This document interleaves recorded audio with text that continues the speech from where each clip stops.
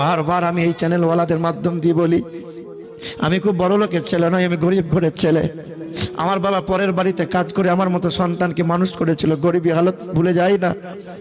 ঈদের 3 দিন আগে আমি আমার মাকে ছুটে গিয়ে বলেছিলাম, মা আব্বাকে তো ভয় করি, আব্বার সামনে তো সবকিছু আবদার করা হয় না, তুমি তো আমার মা, আব্বাকে বলো না আমার জন্য জামা কাপড় কিনে দেবে।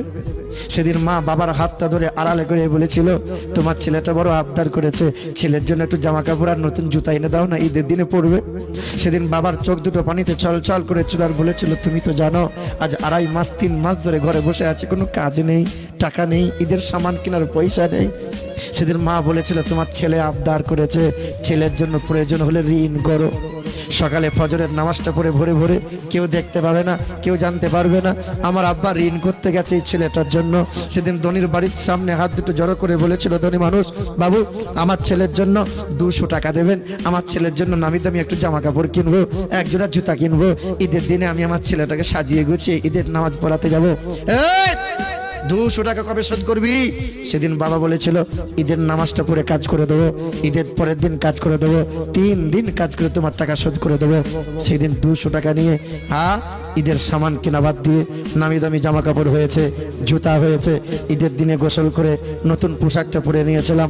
বাবা হাতটা ধরে ঈদের মাঠের দিকে নিয়ে যাচ্ছে, আব্বার হাতটা টেনে ধরে বলেছিলাম, আব্বা ও আব্বা, তুমি আমাকে নতুন জুতা কিনে দিলে, তুমি আমাকে নামি দামি পোশাকটা কিনে দিলে, আর তোমার জুতাটা ছিঁড়ে ছিঁড়ে অর্ধেকটা হয়ে গেছে, তোমার ফাটা ছিঁড়া জামাটা পরে তুমি ঈদের নামাজ পড়তে যাচ্ছ, তুমি নতুন জামা কাপড় পরবে না।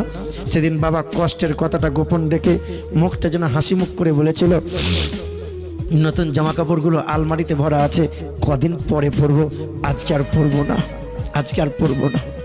হে মুসলমান, সেদিন মাকে এসে বলেছিলাম, আর মা ঝরঝর করে কেঁদেছিল। আজ মনে মনে হয়, মা তো তার নাম যে নিজে না খেয়ে খাওয়ায়, যে নিজে না পড়ে পড়ায়, ঠান্ডার মৌসুমে ছেলেকে বুকে নিয়ে গরম দেওয়ার জন্য সারা রাত পার করে দেয়।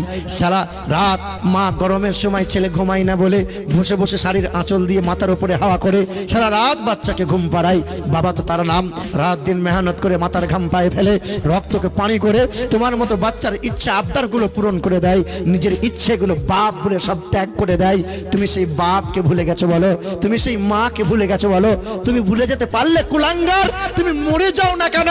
তোমার মতো সন্তান বাপ মায়ের সাথে কথা বন্ধ করে দিলে, বিবির জন্য ছেলে মেয়ের মায়ায় পড়ে তুমি তোমার বাপ মাকে আলাদা করে দিলে, তুমি তোমার বাপ মাকে পৃথক করে দিলে, তুমি তোমার বাপ মাকে ইনকামের রাস্তা 100 টাকা ইনকাম করে 10টা টাকা বাপ মায়ের হাতে দিতে পারলে না।